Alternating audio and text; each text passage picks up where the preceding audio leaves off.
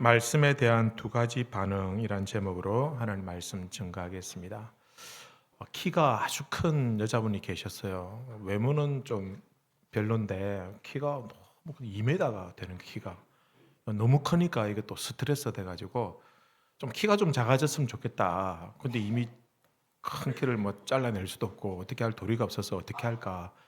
저 유명한 도사님이 있다 해서 도사님을 찾아갔습니다. 도사님, 제가 키가 너무 큰데 어떻게 하면 되겠습니까?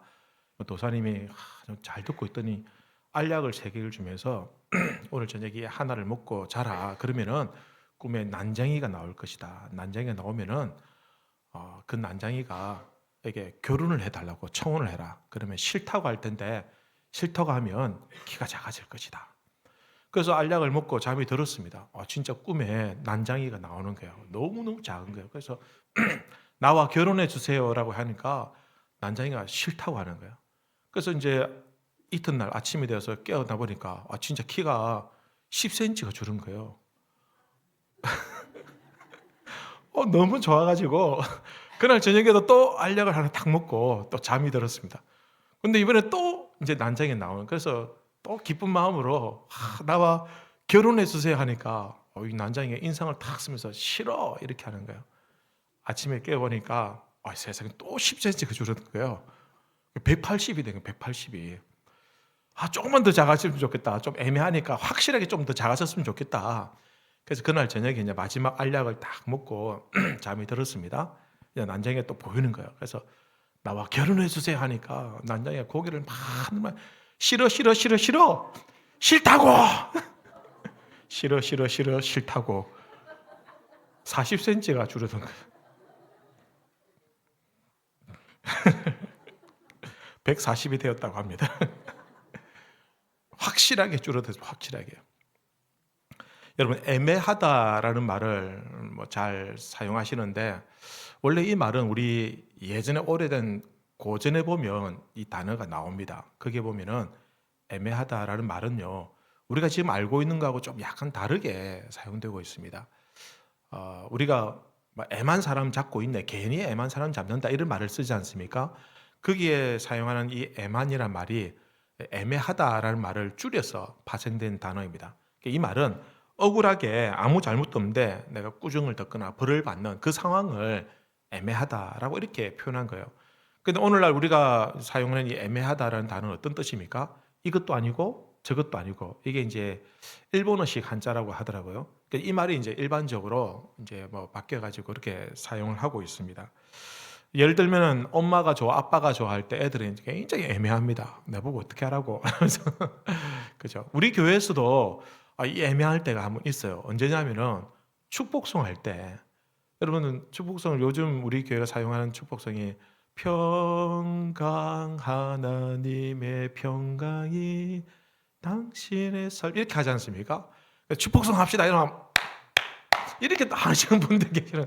그러니까 나중에 박수를 치다 보니까 찬양에 넣을 때는 느린 곡이거든요. 그러니까 박수 치다가 나중에는 이렇게 살살 하다가 애매하게 이렇게 손을 내리게 되더라는 것입니다. 다음부터는 박수 치지 마시고 손을 딱 벌리시고 축복을 받을 그 사람을 향해서 진심 어린 그런 마음으로 축복을 기원하면서 그렇게 찬양을 하시면 좋겠다 싶습니다. 사실 이런 것들은 별로 그렇게 썩 중요하지 않습니다. 애매해도 크게 문제될 것은 없는데, 그러니까 진짜 애매할 때가 있습니다. 그래서는 안 되는 때가 있습니다. 언제냐면은 예를 들어서 이제 결혼식장에 딱 들어가야 되는데 신부가 내가 이 사람하고 결혼해야 되는지 말는지 갑자기 사랑하는지 안 하는지 애매할 때 그때 그렇게 애매하면 안 된다는 겁니다. 그죠? 여러분, 의사가 칼을 들고 수술실에 들어가는데 배를 째야 될지 말아야 될지 이게 애매하면 큰일 나는 겁니다. 그죠? 애매하면 확신을 가지고 확 찌든지 째든지 자른지 해야 되는 것입니다. 그죠?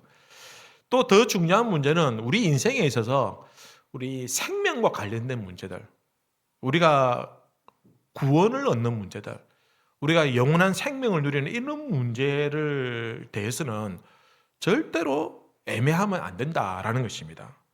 여러분, 우리가 죽고 사는 것처럼 더 중요한 문제가 어떻겠습니까? 근데 죽고 사는 문제에 있어서, 우리 영원한 생명에 대한 문제에 있어서 우리가 어정쩡하게 이것도 아니고 저것도 아니고 애매하게 그렇게 행동을 취해서는 안 된다. 분명하게 확신을 가지고 확실한 태도를 취해야 된다라는 것입니다.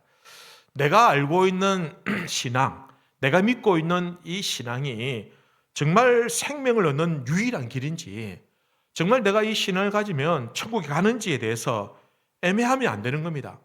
내가 믿는 신앙이 진리인지 아닌지 애매하면 어떤 조그마한 시험에도 우리가 무너지게 되고 쓰러지게 되고 또 낙심하게 된다라는 것입니다. 우리가 믿는 신앙이 확실하면 웬만한 시험에도 끄떡도 하지 않습니다. 웬만한 어려움이 와도 내 신앙이 더 큰 가치를 가지고 있는 내 신앙이 분명하고 확고하면 흔들리지 않을 수가 있다라는 것입니다. 여러분, 우리 기독교 신앙이 특징이 무엇이냐? 확실성에 있습니다. 그럼 다른 종교들도 나름대로 자기들의 구원의 길에 대해서 말씀을 하고 있지만 어떻게 보면은 명확하지 않은 게 너무 많습니다. 그럼 우리는 명확합니다. 우리의 구원의 길은 어디에 있습니까? 예수님에게 있습니다. 예수님만 믿으면 우리가 구원을 받는다. 예수님만이 유일한 우리의 신앙이다. 그래서 다른 종교들이 에큐메니칼 운동하면서 함께 모여서 우리의 길도 인정하고 너희 길도 인정해 줄게. 이건 애매한 겁니다. 우리만 구원의 길이 아니라 너희 종교에도 구원의 길이 있다는 걸 우리가 인정해 줄게. 이것은 확실하지 않고 분명하지 않고 애매하다라는 것을 보여주는 단적인 증거가 되는 겁니다. 그러나 기독교는 그렇지 않습니다. 기독교는 이러한 어떤 종교, 세계 종교가 하나가 되는 이런 운동들에서 거부합니다. 그래서 세상 사람들은 이걸 잘 모르는 분들은 와, 기독교는 독선적이다. 자기들만 잘났다고 하냐 라고 말하지만 그렇게 할 수밖에 없는 이유가 무엇이냐면 다른 것들은 다 양보해도 이 구원의 길만큼은 이 길만큼은 하나님께 나눌 수가 없고 공유할 수가 없고 오로지 유일한 예수님만이 우리의 구원의 길이라는 것을 우리가 명확하게 알고 있기 때문이다라는 것입니다.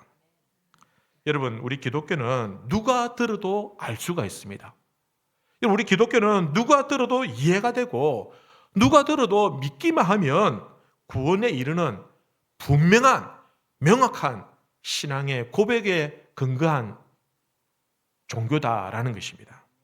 오늘 우리가 말씀을 읽었는데요. 이 바울이 지난주에 말씀드린 것처럼 구브로라는 섬에서 전도를 하고 그 다음에 어디 갔냐면 비시디아라는 지방에 갔습니다.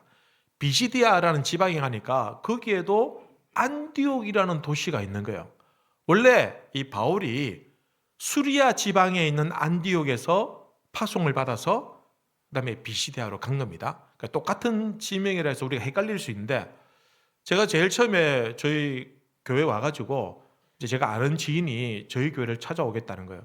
그래서 내비에 가자동남교회를 치라 이렇게 가르쳐 줬어요. 그러니까 그분이 참 있어도 안 오는 거예요.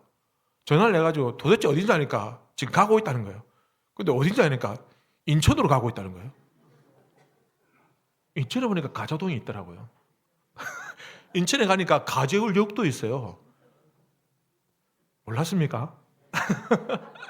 그러니까 똑같은 재미 우리나라에 얼마든지 많이 있더라는 것이죠. 안디옥이라는 비시디아라는 지방의 안디옥이라는 도시에 가서 이제 복음을 전하게 되었습니다. 그런데 그 복음을 전하는 내용이 오늘 13장 전반부부터 13절부터 이 바울이 이제 설교 형식으로 복음을 막 이렇게 전했다라는 것입니다. 근데 사도 바울이 복음을 전할 때 어디에서 복음을 전했냐면은 유대인들이 많이 모이는 회당에 먼저 찾아갔습니다. 그들은 율법도 알고 하나님도 아는 사람들이기 때문에 그들에게 먼저 가서 이제 복음을 전합니다. 근데 이 복음을 전하는데 사도 바울의 복음은 딱 한마디로 요약해서 핵심으로 얘기하면은 이신득의, 이 말은 무슨 말이냐면 믿음으로 구원을 얻는다라는 것입니다. 이신득이라는 겁니다. 다른 것들이 아니라 오로지 믿음으로 구원을 얻는다라는 것이 바울이 전한 이 복음의 핵심이었고 사실 이것이 우리 기독교 신앙의 핵심이 된다라는 것입니다. 오늘 38절 말씀에 이렇게 기록합니다. 그러므로 형제들아 너희가 알 것은 사람을 힘입어 죄 사함을 너희에게 전하는 이것이며 또 모세 율법으로 너희가 어렵다 하심을 얻지 못하던 모든 일에도 이 사람을 힘입어, 이 사람 누굽니까? 예수님 말합니다. 예수님을 힘입어 믿는 자마다 어렵다 하심을 얻는 이것이라. 사도 바울이 그렇게 누가 얘기합니까? 유대인들이 모여있는 회당에 가서 얘기합니다. 그들은 율법을 아는 사람입니다. 바울이 말하는 얘기가 뭐냐면 여러분 우리가 율법으로는 어렵다함을 얻을 수 없습니다. 하나님께서 우리에게 율법을 주셨지만 이 율법으로는 이 율법을 완벽하게 지킬 수 있는 사람은 없습니다. 우리가 율법을 완벽하게 지킬 수 없기 때문에 우리는 예수님이 필요하고 우리를 어렵다 하실 분은 우리 모든 죄를 깨끗하게 해주시는 예수님밖에 없습니다. 그분을 힘입어서 우리가 어렵다 하심을 얻을 수 있습니다. 라는 것이 바로 바울이 전하는 복음의 핵심이었다라는 것입니다. 여러분 그렇습니다. 우리에게 왜 예수님이 필요하냐? 예수님은 우리를 위해서 십자가에 못 박혀 죽으셨는데 왜 십자가에 못 박혀 죽으셨냐? 우리의 죄를 사해 주기 위해서입니다. 여러분 율법의 목적은 무엇이냐면 하나님께서 우리에게 율법을 주신 목적은 너희들 율법을 철저하게 지켜야지 천국에 올 수 있어. 이게 아닙니다. 율법을 주신 목적은 무엇이냐면 율법을 통해서 우리가 죄인이라는 것을 깨달으라는 것입니다. 율법이 없을 때는 우리가 이게 죄가 아닌지 몰랐습니다. 이게 선인지 악인지 몰랐습니다. 그러나 율법을 딱 알고 나니까 이게 죄구나, 이게 악이구나 라는 것을 깨닫게 되었고 우리가 율법으로는 도저히 우리의 인간의 능력으로는 율법을 완벽하게 이룰 수 없기 때문에 결국은 우리에게는 율법이 아니라 누가 필요하다? 예수님이 필요하구나. 그래서 예수님을 믿기만 하면 우리를 어렵다 하시고 어렵다 한다는 말은 무슨 말입니까? 우리가 천국에 들어갈 수 있는 그러한 자로서 인정을 받는다. 하나님의 자녀로 인정해 준다라는 뜻입니다. 그러니 그 예수님만이 우리의 구원자가 되신다라는 사실을 사도 바울이 말씀을 통해서 그렇게 선포하고 있다라는 것입니다. 여러분 오직 예수님만이 우리를 어렵게 해주실 줄로 믿습니다. 오직 믿음으로 나를 위해서 나의 죄를 대신해 십자가를 지신 그 예수님을 믿기만 하면 우리도 역시 어려움을 입을 수 있고 이신되기를 통해서 우리가 구원의 길에 이르게 된다라는 것. 이것이 바로 성경에서 말하고 있는 명확하고 분명한 진리의 말씀이다라는 것입니다. 근데 우리가 교회를 다니다 보면요 참 양심적이고 좀 선하신 분들이 많이 계세요. 근데 이런 분들은 어떤 생각을 가지고 있냐면 내가 천국에 가는데 그 놀라운 구원의 일을 받고 천국에 가는데 내가 어떻게 아무것도 안 하고 공짜로 천국 갈 수 있냐? 내가 좀 착한 일도 하고 선한 일도 하고 좀 교회를 위해서 복음 전파를 위해서 뭔가 좀 해야 가지 않느냐? 이런 생각들을 가지고 있는 분들이 의외로 많이 계시더라라는 것입니다. 구원을 얻으려면 뭐 좀 착한 일을 해야 구원을 얻지. 뻔뻔스럽게 아무것도 안 하고 어떻게 천국 갈 수 있냐? 이렇게 생각하는 겁니다. 뭔가 미안한 마음에 뭔가를 해야 된다라고 생각하시는 겁니다. 사랑하는 성도 여러분, 분명히 말씀드립니다. 믿음으로 구원받는 줄 믿습니다. 오로지 예수님만으로 구원받는 줄 믿으시길 바랍니다.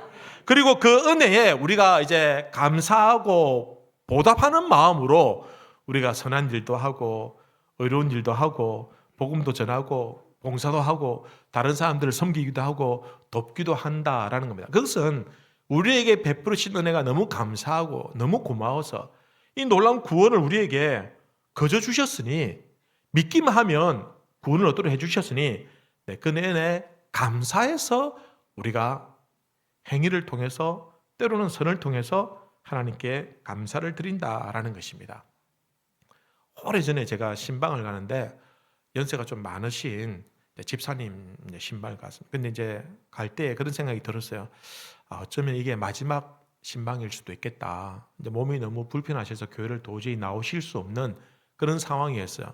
그래서 나중에 임종 예배나 드릴 수 있을지 그런 마음으로 이제 갔어요. 그리고는 이제 예배를 드리면서 그런 말씀을 드렸어요. 제가 이제 그분이 꼭 신앙의 확신을 가지고 천국 가기를 바라는 마음에서 집사님 만약에 오늘 밤이라도 집사님 하나님께서 그럴 리는 없지만 하나님께서 집사님을 데려가면 천국에 갈 줄로 확신하십니까? 라고 하니까 아이고 목사님 아이고 제가 뭐 한 게 있어야죠. 제가 아무것도 한 게 없는데 잘 모르겠습니다. 이렇게 얘기하시는 거예요. 그래서 제가 아니 집사님 그게 아니고 집사님 예수님 믿지 않습니까? 예 물론요 제가 잘 믿습니다. 그러면 예수님 믿으면 천국 간다고 하셨으니 믿으면 구원의 확신을 가지십시오. 천국 가면은 예수 믿으면 천국 가려 믿으십시오. 아이고 목사님, 제가 한번 노력해 볼게요. 이러는 거예요. 집사님 그게 아니고 노력한다는 게 아니고 믿음으로 구원을 얻는다고 했으니까 예수님 믿기 마십시오. 딱 믿고 내가 천국 간다라는 확신을 딱 가지시고 두려워하지 말고 편안하게 그렇게 시간을 보내십시오 라고 했는데, 아이고 목사님 알겠습니다. 그럼 제가 열심히 한번 해볼게요. 끝까지 그러시는 거예요. 너무 물론 믿는 분입니다. 잘 믿으시는데 자기가 뭔가를 해야, 뭔가를 이루어야 내가 당당하게 천국 갈 수 있지 않냐라는 이런 마음을 가지고 계시더라라는 것입니다. 여러분, 믿음으로 구원받는 줄 확신하시기 바랍니다. 의심하지 마십시오. 자꾸 뭔가 내가 해야 한다라고 생각하지 마십시오.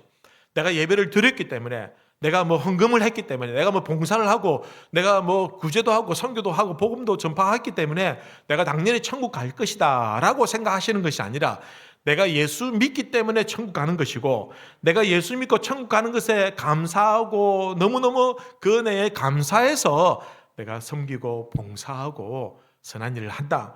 이게 바로 우리의 신앙의 본질이다라는 것입니다. 이렇게 말씀을 드리면 예수님만 믿으면 구원받습니다라고 말하면 어떤 분은 이 말에 더 딜레마에 빠지는 분들이 계세요. 차라리 뭔가를 해라, 뭔가를 노력해야 된다라고 하면은 그게 좀 분명하고 뭔가 내 의지대로 내 노력으로 뭔가 할 수 있을 것 같은데, 그러나 믿기만 하면, 믿으라고만 하니까 오히려 이것을 못 믿는 분들도 계시더라는 것입니다. 그래서 예수를 믿는다는 것이 여러분 어떤 분에게는 너무너무 쉬운 일이고 또 어떤 분들에게는 이게 너무너무 어려운 일이다라는 겁니다. 여러분, 예수는 누구나 믿을 수 있지만 누구나 다 믿는 것은 아니더라는 것입니다.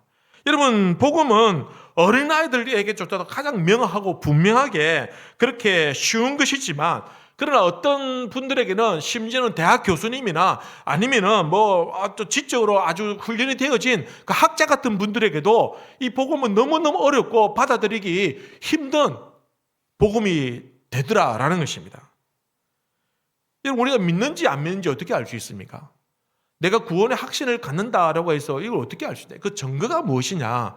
내가 믿는 사람으로서 선한 일을 하고, 난 믿는 사람으로서 하나님께 영광의 예배를 드리고, 내가 믿는 사람이기 때문에 주의 복음을 기회를 얻든지 못 얻든지 전파하는 이런 모습이 바로 믿음의 증거가 된다라는 것입니다. 그래서 바울이 전한 복음은 여러분 의외로 명확하고 분명합니다. 그래서 이 복음을 듣는 모든 사람들에게 분명한 결단을 요구하고 있습니다. 그래서 복음을 듣고 애매하게 어정쩡하게 하지 말고 명확하게 분명한 태도를 취하라라는 것입니다. 그래서 오늘 말씀에 이 바울이 복음을 선포했을 때 여기에 대해서 사람들의 반응은 두 가지로 나타납니다. 첫 번째는 어떤 반응이냐? 복음을 듣고 영생을 받은 자들이 나타납니다. 먼저 바울이 이 안디옥에서 복음을 전하자 이 복음에 대해서 관심을 가진 사람들이 나타납니다. 오늘 42절 말씀을 보면 이렇게 기록합니다. 그들이 나갈새, 이 말은 바울이 해당해서 이제 복음을 다 전하고 이제 갑니다. 나갈새 사람들이 청하되 다음 안식일에도 이 말씀을 전해달라라고 부탁을 하고 있다라는 것입니다. 어떻게 보면 좀 너무 생소하고, 어떻게 보면 좀 딱딱하고 경직되어 있고, 여러분 바울이 전한 설교를 한번 13장 앞에 한번 보십시오. 설교로 이렇게 재미없는 설교가 없어요. 저보다 더 못해요. 근데 명확한 분명한 설교를 하니까 이 말씀이 딱딱하고 경직되고 좀 어려운 말씀인 것 같지만, 그러나 이 말씀을 듣고 관심을 가진 사람들이 나오더라라는 것입니다. 우리는 잘 모르지만 여러분 성경을 보면요, 우리가 알 수 있는 것은, 놀라운 것은요, 이 복음이 어딘가에서 선포될 때 그곳에는 반드시 복음을 필요로 하는 사람들이 있더라라는 것입니다.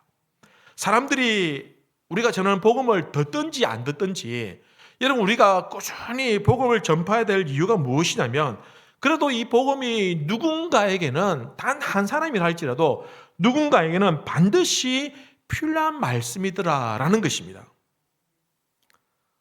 어떤 해변에 한 노인이 산책을 딱 하는데 저 끝에서 어떤 아이가 막 이렇게 뭐 불가사리를 바다에 막 던지는 모습이 보이는 거예요. 불가사리가 이 파도에 밀려가지고 막 수백 마리가 이렇게 올라온 거예요. 근데 이 아이가 거기서 하나씩 바다에 다시 멀리 던지는 행위를.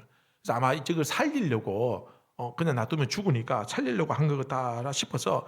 근데 이 노인이 이 아이에게 다가가서 얘야 이렇게 많은 불가사리를 네가 어떻게 다 바다로 다 돌려버릴 수 있겠느냐.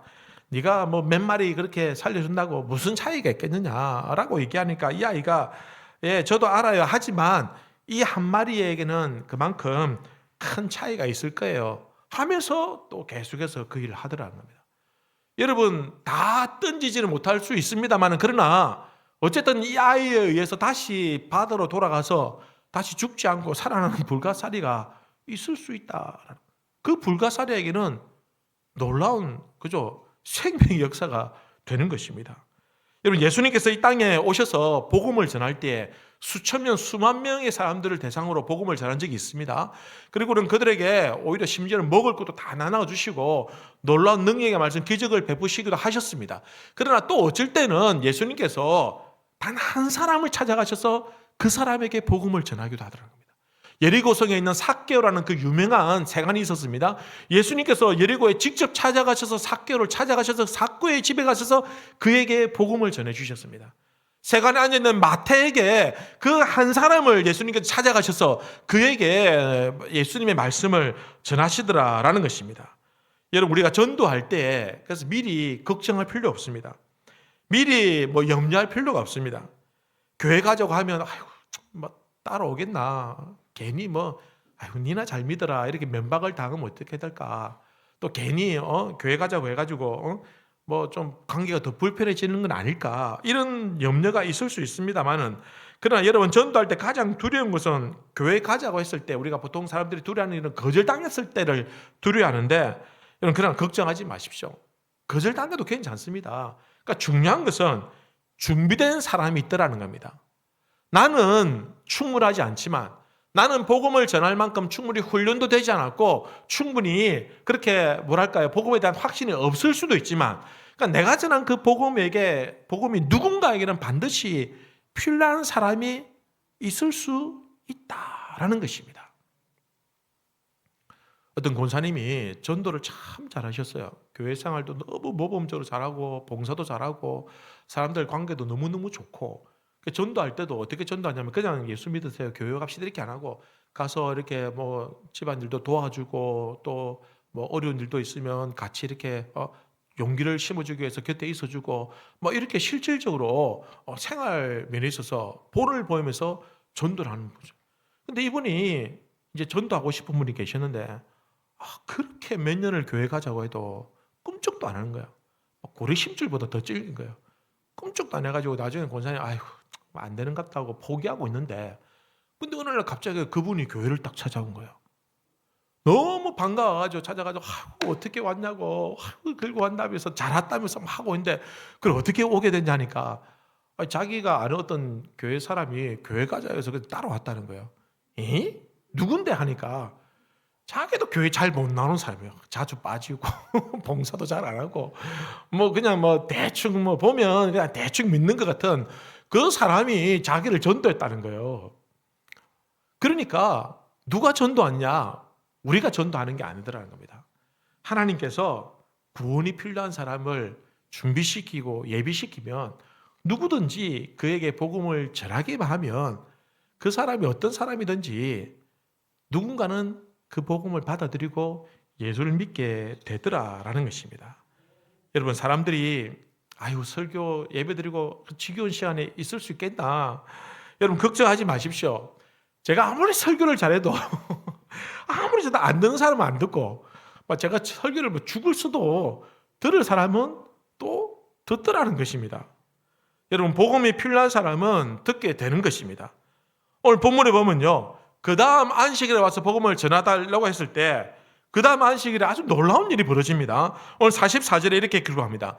그 다음 안식일에는 온 시민이, 안디옥에 있는 온 시민이 거의 다 하나님의 말씀을 듣고자 하여 모이니, 여러분 신기한 일이 벌어졌습니다. 먼저 복음을 듣고 갔던 사람들이 이제 안디옥에 소문을 내는 겁니다. 야, 저기 저 바울이라는 사람이 왔는데 그 사람이 회당에서 뭐 복음을 뭐 이상한 말을 전하는데 그 너무 신기하고 너무 놀라운 정말 꼭 들어야 될 것 같은 그런 어떤 말씀이더라. 가보자.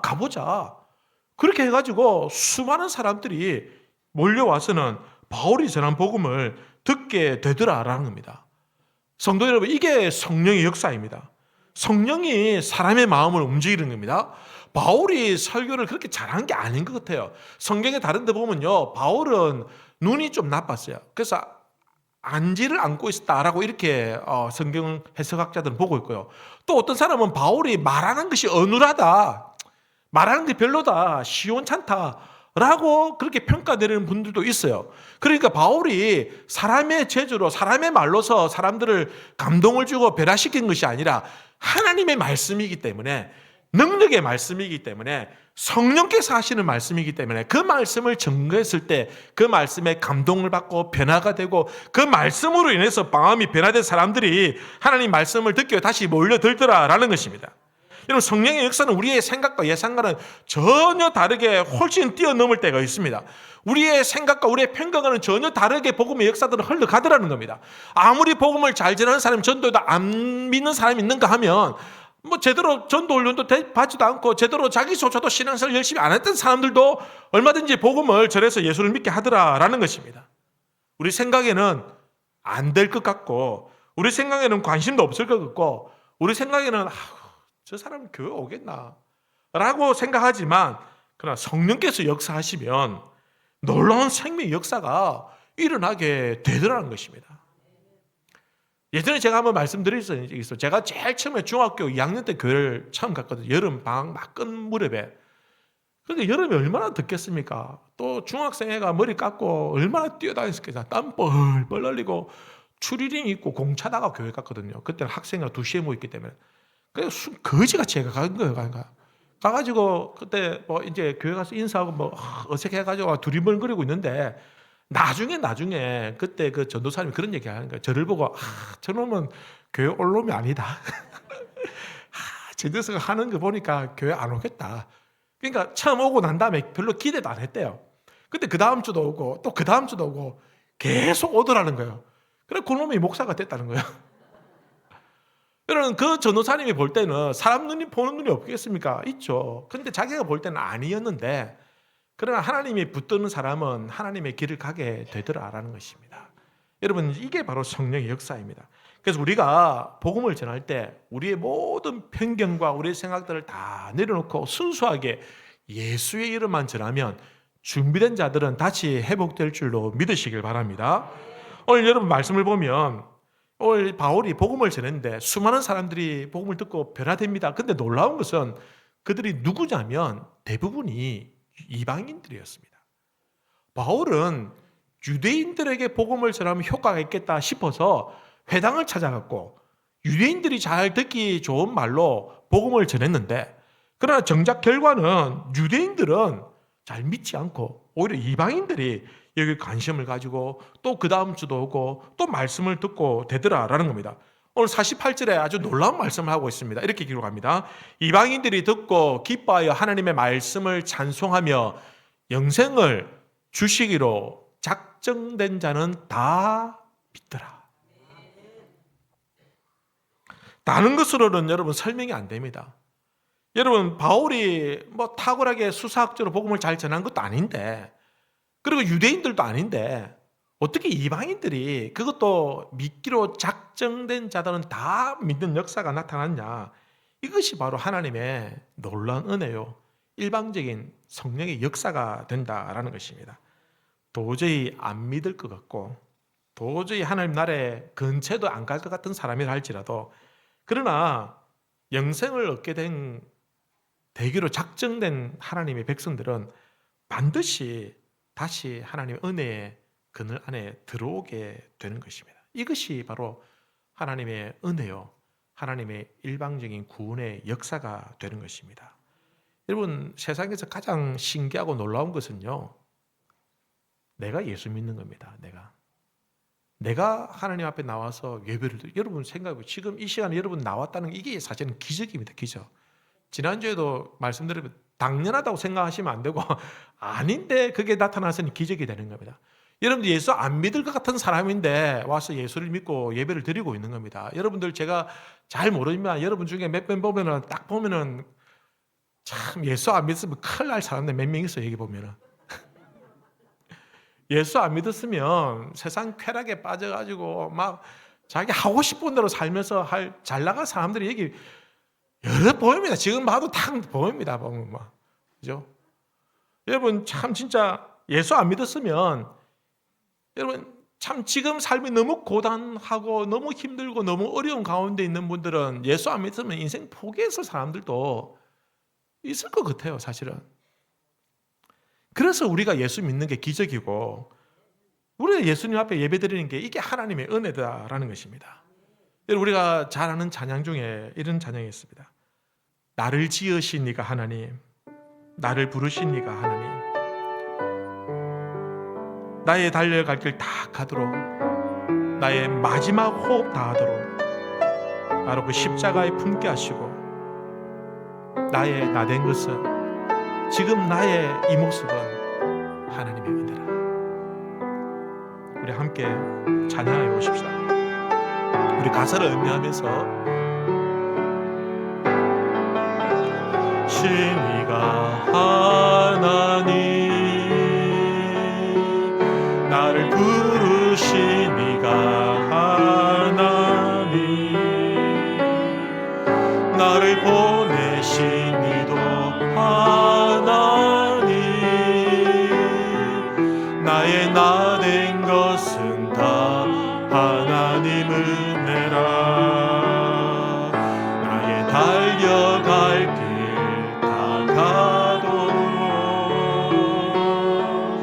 나의 마지막 호흡 다하도록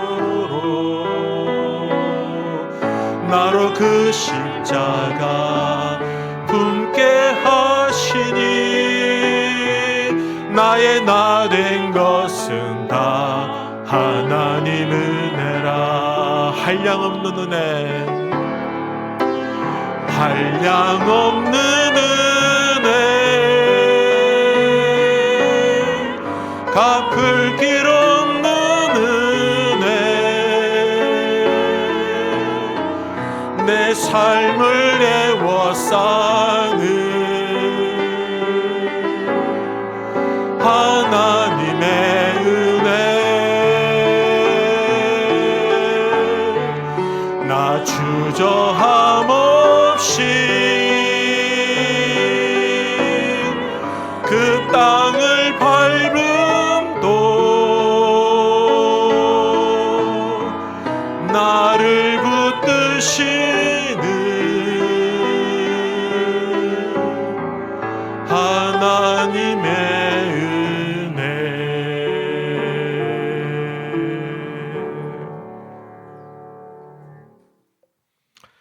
나의 나 된 것이 하나님의 은혜인 줄로 믿습니다. 우리 생각에는 안 될 것 같고 우리 생각에는 못할 것 같은데 하나님은 하십니다. 세상을 향해 달려가던 우리의 목덜미를 잡으시고는, 그리고는 기어이 이 자리에 다시 세우시고는 하나님 앞에 영광의 예배를 드리게 하신 것, 여러분 내 의지, 내 능력이, 내 결심이 아니라 성령께서 나의 마음을 준비시키시고 하나님의 은혜로 오게 되었다라는 것입니다. 여러분 두 번째 반응은요, 복음을 비방하고 영생을 거절한 자들입니다. 여러분 안타까운 것은 이 놀라운 영생의 말씀을 여러분 유대인, 이방인들은 잘 받아들이는데 이 유대인들은요, 율법도 알고 하나님도 아는 이 유대인들은요, 오히려 이 율법을 걷어차버리고 있다라는 것입니다. 여러분 그들은 여기 관심이 없어요. 오늘 45절 보면 이렇게 기록합니다. 유대인들이 그 무리를 보고 시기가 가득하여 바울이 말한 것을 반박하고 비방하거늘. 유대인들이 누구를 보고요? 바울을 향해서 몰려오는 그 사람들을 보고 어떤 마음이래? 시기가 가득하고, 그래서 시기가 가득하니까 그가 전하는 복음이 들리지 않는 거예요. 그 복음이 거추장스럽고 거슬리고 싫은 거예요. 능력의 말씀, 하나님의 말씀에도 불구하고 그 말씀이 내 귀에 들렸음에도 불구하고 그들의 귀에는 그 말씀이 시기와 반박거리밖에 되지 않더라는 거예요. 그리고는 결국은 스스로 그들은 이 복음을 향해서 걷어차버리고 복음에 대해서 외면당한 자들이 되더라라는 것입니다. 그들의 관심은 어디에 있었습니까? 그들의 관심은 사람들에게 있었습니다. 바울이 누리는 그 인기, 바울에게 몰려든 그 사람들, 그게 싫었던 거예요. 이제는 자기들에게 몰려왔는데, 이제는 자기들에게 사람들이 인생의 상담을 하고 몰려와서 묻기도 하고 했는데, 자기들이 자부심을 가지고 있었는데, 적어도 그 안디옥에서 좀 고상한 종교를 가지고 있는 그런 사람으로 인정을 받았는데, 어느 날 갑자기 이 바울 같은 사람이 와가지고 자기들의 모든 자를 다 빼앗아간 것처럼 여기고는, 그러니 시기심이 가득 차게 되고 능력의 말씀은 들리지 않냐고, 능력의 말씀은 보이지 않냐고 오히려 시기하게 되고 질투하게 되고, 그리고 결국 스스로 복음에 버림받은 자가 되기로 결정하더라라는 것입니다. 여러분, 사람들이 다른 것에 관심을 가지면요, 하나님의 말씀이 들리지 않습니다. 이런 똑같은 진리의 말씀과 복음을 들었지만 유대인들은 다른 사람들이 바울이 전하는 그 복음에 관심을 보였지만 그곳에 온 신경이 다 몰려있지만, 그러나 유대인들만큼은 온 신경이 딴 데 가 있으니까 시기하고 비방하기에 바빴다라는 것입니다. 다른 것에 관심을 두면 하나님의 말씀이 들리지 않는 겁니다, 여러분. 지금 내가 머문 여기에 와 있지만 내 마음이 엉뚱한 곳에 가 있으면 이 말씀이 귀에 들리지 않는 겁니다. 여러분, 나중에 가가지고, 야, 아까 그 목사님 왜 그래 소리 지르대? 이렇게 된다니까요. 귀 떨어지는 줄 알았는데. 여러분, 우리가 세상 근심 걱정 다 싸고 있어도 우리 머리카락 하나 검게 하고 희게 할 수 없다라는 것입니다. 여러분, 모든 근심 걱정 다 내려놓고 하나님 말씀만 들을 수 있게 되길 축원합니다. 이제 설교 다 끝나가는데 이제 아멘 하면 이제 그래도 들을 수 있게 되길 바랍니다. 사실 말씀을 먼저 전한 것은 유대인들이었습니다. 46절 보십시오. 바울과 바나바가 담대히 말하여 이르되 하나님의 말씀을 마땅히 먼저 너희에게 전한 것이로되 너희가 그것을 버리고 영생을 얻기에 합당하지 않은 자로 자처하기로 우리가 이방인에게로 향하노라. 그들에게 먼저 복음을 전했는데 그들은 듣지 않으니까 어쩔 수 없다. 이제는 우리가 이방인에게로 가겠다라고 말하는 겁니다. 유대인들은 분명히 하나님의 택한 백성들이었습니다. 그들의 영광은 어디에 있냐면 먼저 복음을 알 수 있는 특권, 하나님의 율법을 먼저 받은 이 놀라운 것이 그들의 특권이었고 그들의 영광이었습니다. 그런데도 불구하고 그들이 말씀을 듣지 아니하고 말씀을 받아들이지 않을 때에 그들은 결국은 하나님 나라에서 멀어지게 되더라라는 것입니다. 성도 여러분, 우리 가운데 유대인 같은 사람이 한 사람도 없기를 바랍니다. 하나님께서 나에게, 우리 가정에게, 우리 가족에게 생명의 말씀을 먼저 들을 수 있는 기회를 주신 것은 축복입니다. 여러분, 내가 잘 먹고 잘 사는 것이 축복이 아니라 하나님께서 나에게 말씀을 들을 수 있는 기회를 주셨다는 그 자체가 놀라운 생명의 역사가 되고 그것이 가장 큰 축복이 된다라는 것입니다. 그것을 저버리게 되면 그처럼 안타까운 일이 없다는 것입니다. 여러분, 우리 가족이나 우리 자녀들에게 생명의 구원의 복음을 들을 수 있는 기회를 주셨을 때 그 기회를 붙드시길 바랍니다. 여러분, 그걸 놓치면 절대 안 됩니다. 여러분, 우리가 신앙생활 할 때 여러분 절대 애매하게 하시면 안 됩니다. 이것도 아니고 저것도 아니고, 여러분 믿는 것도 아니고 안 믿는 것도 아니고, 여러분 먹고 사는 문제 중요하지 않습니다. 여러분 세상에 성공하고 뭐 잘 살고 뭐 비싼 아파트 사는 거, 여러분 그 잠시는 좋을 수 있지만 그러나 길어 보이 100년밖에 안 되더라는 거예요. 그러나 우리 영원히 사는 문제, 영원한 생명을 누리는 문제, 이거보다 더 귀한 것이 어디 있냐라는 겁니다. 그러니 여기에 우리 온 마음과 온 힘을 다 기울여서 우리가 구원받는 일에 힘써야 하는 것입니다. 여러분, 우리 자녀들 가장 중요한 문제가 뭡니까? 좋은 대학 가고 좋은 직장 얻고 그냥 그럭저럭 남들 뭐 부럽지 않게 그냥 적당하게 사는 거, 이게 중요합니까? 그렇지 않습니다. 정말 중요한 것은 그 다음 생에 대해서 그들이 어떤 준비를 하고 있느냐. 우리 사랑하는 자녀들의 가장 중요한 것은 지금 당장의 문제가 아니라 그들의 영원한 생명을 얻고 참된 기쁨을 누릴 수 있냐. 이게 가장 중요한 문제가 아니냐라는 것입니다. 여러분, 유대인들은 바울이 전한 복음에는 관심이 없고 바울과 바나를 박해하고 결국은 그들이 쫓아냈습니다. 근데 쫓아낸 것 같지만 그런 사실은 쫓겨난 게 아니라 이미 예수 믿기로 작정된 자들은 다 믿었다라고 했으니 그들의 사명이 여기서 끝이 났다라는 겁니다. 더 이상 유대인들에게는 할 말이 없다는 겁니다. 이제 모든 하나님께서 믿기로 작정한 자들은 다 믿게 되었으니 이제는 더 이상 이곳에 있을 이유도 없는 것입니다. 그들이 스스로 쫓아낸 것이 아니라 사실은 바울과 그 바울의 일행이 하나님의 성령의 역사에 의해서 그 다음 행선지를 통해서 가기 위한 모습이었다라는 것입니다. 여러분 생명의 말씀이 들려질 때, 우리를 구원한 복음이 우리에게 들려질 때 여러분 어떻게 반응하시겠습니까? 여러분 이것도 아니고 저것도 아닌 그런 애매한 것은 없습니다. 여러분 복음을 붙잡고 영생의 기쁨을 누리든지 아니면 복음을 외면하고 스스로 하나님 나라에서 멀어지든지 둘 중에 하나인 겁니다. 지금 내 몸이 교회당 안에 있다고 해서 여러분 착각하지 마십시오. 내가 교회를 좀 다녔다는 것으로 충분하지 않습니다. 여러분 이 시간 결단하시길 바랍니다. 결정하시길 바랍니다. 생명의 말씀을 붙잡기로 결정하시는 우리 성도님들 되시길 바랍니다. 생명의 말씀을 통해서 영원한 기쁨을 누리시는 우리 모든 성도님들 되시기를 우리 주님의 이름으로 기원합니다. 여러분 여기에 우리의 행복이 있고 여기에 우리의 참된 의미가 있다라는 것입니다. 유대인들은 하나님이 가까이 있었습니다. 율법도 가까이 있었습니다. 그러나 그들의 관심은 말씀이나 하나님에게 없었고 사람들의 인기와 자신의 욕심을 채우는 데만 관심이 있었습니다. 그래서 그들은 영원한 생명을 누리지 못하게 되었다라는 것입니다. 여러분 우리가 말씀 가까이 있지만, 여러분 교회 가까이 있지만, 예배 가까이 있지만 그것으로 충분하지 않습니다. 결단하고 결심하고 말씀을 붙잡아야 되는 겁니다.